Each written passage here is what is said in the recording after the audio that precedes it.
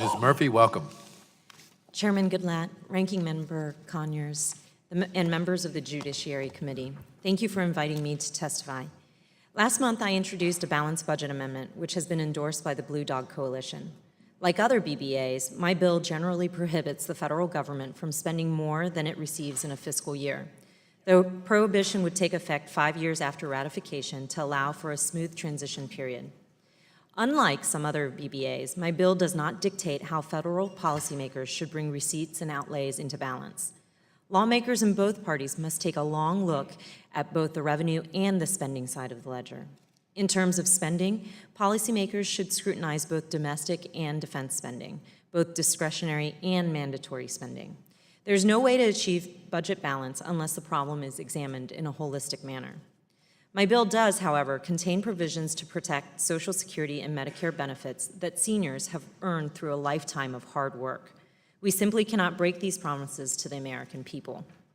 Moreover, unlike some other BBAs, my bill recognizes that there are times when running a deficit is necessary or sensible, like when we're engaged in military conflict or mired in an economic slump.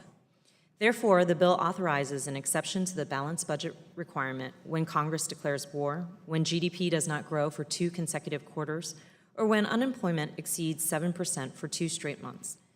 Additionally, a supermajority of the House and Senate may vote to authorize outlays to exceed receipts. In short, the goal is not to make annual deficits impossible. Instead, the objective is to make it harder for policymakers to sacrifice the long-term stability of our economy or to compromise our children's future for the sake of short-term gain. If the federal government is going to spend more than it receives, that decision should be taken in a deliberate and bipartisan fashion, and not merely because it's politically expedient. My broader goal in filing this bill is to spur an honest conversation in Congress, in my Central Florida district, and around the country about the consequences for our economy and for our national security of piling deficit upon deficit. This conversation, if it's to lead to real action, must be bipartisan. To generalize, the Republican Party skillfully talks the talk on this issue, but rarely walks the walk when in power. Meanwhile, the last time our country ran budget surpluses was when a Democrat sat in the White House. Yet today, some members of my party no longer bother even to talk the talk, with some going so far as to suggest that we can run large deficits in perpetuity without consequence. If this sounds too good to be true, that's because it is. The problem is clear. In 45 of the last 50 years, the federal government spent more than it received. As a result, debt held by the public now exceeds $14 trillion, which is 77% of GDP, the highest percentage since 1950. CBO projects that the debt to GDP ratio will reach an unprecedented level in the coming decades.